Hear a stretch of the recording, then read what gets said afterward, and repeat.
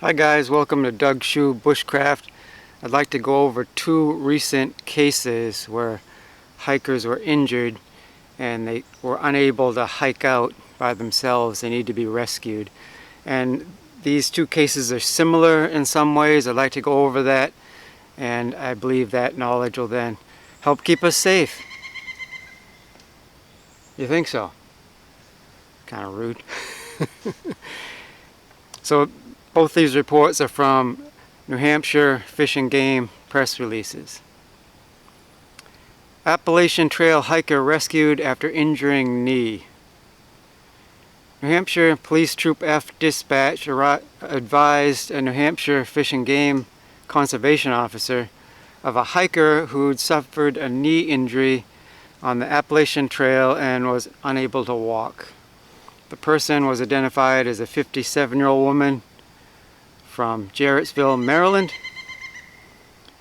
She informed rescuers she had missed a step on a bog bridge the day prior and injured her knee. She and her hiking partner were able to make it to the Gentian Pond Hut, where they planned to spend the night and call for assistance the following morning. At around 11:30 a.m., members of the Androscoggin Valley Search and Rescue Team, along with conservation officers, assembled at the Austin Brook Trailhead in Shelburne. Rescuers reached the patient around 1 a.m. That's 1 p.m. She was placed in a litter and carried to the trailhead by ATV. She was transported by Gorham ambulance to Androscoggin Valley Hospital in Berlin to be evaluated for her injuries. The woman and her hiking partner were through hiking from Crawford Notch. Both hikers were well equipped and had necessary gear for their journey. She was on the first day of a 3-day hike around the 32-mile Pemi Loop when the incident occurred. Nearing the first day's destination, she slipped on wet rock, causing a leg injury that prevented her from continuing. A companion and Good Samaritan hiker carried her to the Guyot shelter, overflow tent site, where they spent the night. The EMC care hiker at the Guyot shelter provided assistance, was able to radio for assistance from the remote location. The injured hiker and a companion were well prepared for the multi-day hike. Steady rain has fallen over the month of June, July, and August in New Hampshire. The rainy weather has caused slippery trail conditions, which have led to many of the injuries seen by conservation officers recently. Appropriate footwear should be worn while hiking. Hiking boots that provide support, protection, and traction are recommended. So they're saying that this person and the hiking partner were well prepared. So I can only assume that that includes foot gear. So anyone can have an injury, but there's particular places to be careful. Wet rocks, especially if there's some sort of moss or biological coating on the rock, maybe algae because the rock used to be submerged or toward the surface of the water. But in the woods, water levels can rise and fall, and then it rains and that algae gets slippery again, or whatever it is. But it's very important to wear the proper foot gear. So here's an example. I didn't bring an extra boot in my pack. I just took off one of my boots, so here I am with one sock out in the woods like a loony. But that's fine. You know, nothing special. Some 5'11" boots someone gave me. Zipper, quick access, side zipper. Or you can tighten them with the laces the amount that you want, and then it's easy on and off with the zipper. Company claims it's leather. Seems realistic to me. I got like a ballistic nylon also. So if it was all leather, it'd be more support. But this, depending on how you lace it, there's actually a skill to lacing your boots, because too tight will restrict blood flow to your foot. That's not good. That's not healthy any time of year. But if it's cold, now your feet are getting cold because they're restricting the blood flow. But anyway, you lace them upright, and that gives you some support. Also, the grip isn't bad in my opinion. The composites of your soles can be harder or softer, more rubbery. So it's the tread pattern that you like, and plus the grippiness. But you want some ankle support. There's all kinds of people, hiking in low-cut boots or like low sneakers, or things that most people would call sneakers, but technically they're called trail runners or something, trail running shoes. But you got a low ankle, no upper at all to speak of. And in my opinion, it's easier to twist an ankle. You're going over some sort of log bridge or rocks or something. Easy to twist an ankle, or if you don't have a aggressive enough tread, it's easy to slip. You can twist a knee. And then what? I mean, sticking to the trails, there's an element of safety on trails, particularly popular trails. You slip and another person comes and can see you. Or this hiker was with a partner. That makes it a lot more safe. But you have to think about if you want to go off trail, particularly off trail alone, because a leg injury, particularly ankle or knee, can happen to anyone. And then what? You can have cell phone reception. Do you have like a satellite beacon, something like that? You're gonna crawl out. Some people have done that, just crawled, or if they had a serious enough leg injury, like they tumbled down a cliff or something. And I heard about someone had a really bad fracture and crawled for literal miles, more like dragged himself with his arms. What are you going to do? In this case, they said unable to hike. And that person, I believe, made the right decision, because you don't want to further injure yourself if you don't have to, trying to do some sort of heroic self-rescue, dragging yourself through the woods, when you could, have someone carry you if it's available. I'm just saying, what's the plan? Now, I always want a plan, and a backup plan, and a backup plan.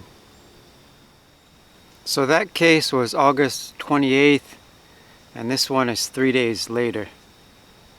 Hiker rescued from Mount Guyot, Lincoln, New Hampshire. On the evening of August 31st, just before 9 p.m., New Hampshire Fish and Game conservation officers were notified by AMC of an injured hiker near the Guyot shelter. The hiker had suffered a leg injury and was not allowing her to bear weight. She had been carried 2/10 of a mile to the tent site where she spent the night. In the early morning hours of September 1st, it was determined that the condition of the hiker had not improved. Facing a 7.5-mile carryout over difficult terrain, a call was made to New Hampshire Army National Guard to check on the feasibility of an aerial rescue of the injured hiker in order to get her to medical care. Army National Guard is able to get a flight crew together and departed Concord at 10 a.m. By 11:15 a.m., the injured hiker was at Littleton Regional Healthcare being evaluated. The aerial rescue saved what would have been a grueling 16 to 20-hour rescue, for which the search and rescue community was grateful. The injured hiker was identified as a 42-year-old woman of Brooklyn, New York. Thank God for the aerial rescue, but they're saying without that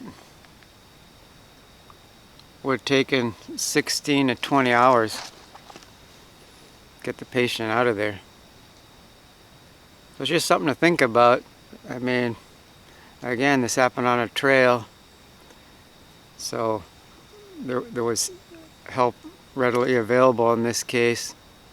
If you go off the trail, there is no rescue. If it's going to take rescuers, I'm assuming that they'd be carrying a litter. 16 to 20 hours. Would it even be possible to self-rescue, like trying to crawl or drag yourself? Maybe not. At that point, maybe you give up on trying to get yourself to the trailhead. Maybe you could just get yourself to a trail if there's one close by, and then hope someone sees you there. I mean, something. What's the plan? I noticed that both of these people were from out of state. One from New York, one from Maryland. Of course, I don't know them. They might have grown up here. I'm just saying, in my own case, for example, I've gone hiking in Florida and Arizona, and I was careful. I don't know that area like I know here. I mean, everyone has to be careful, but if I'm not familiar with that particular type of terrain, what do I need to be careful of? It's hard to know what you don't know. It takes a little time to get used. It takes a lot of time, experience to get used to that particular type of terrain. But really, what I would like to stress here today is footwear. You want something with good traction, and good traction on that particular kind of terrain. Like I said, in a sandy desert, for example, you want one kind of sole. On wet rocks, or like slippery logs, you know, some sort of biological coating, wet because it's been raining, you want another kind of sole. And you definitely want ankle support. No, it's heavier. It just seems off. If you're used to wearing sneakers every place and you start wearing boots, they seem big and clunky. But there's actually a skill, I would say, learning how to wear boots and to travel in boots. Is different. And you know, you do you. Just trying to pass on some knowledge. You definitely want something with some sort of shaft to it so it supports your ankle. And then in the times when you go off trail, if you do, then that protects the bottom of your leg from like vines, and a lot of the vines around here have thorns, so you're not getting abrasions.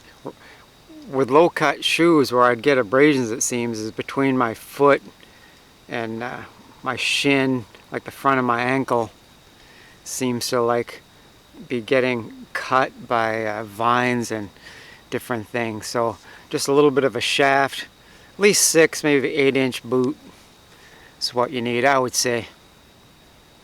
I thank you guys for tuning in. Hope to see you again soon.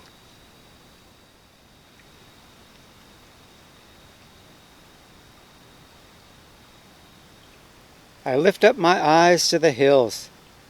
Where does my help come from? My help comes from the Lord, who made heaven and earth. Psalm 121, 1 and 2.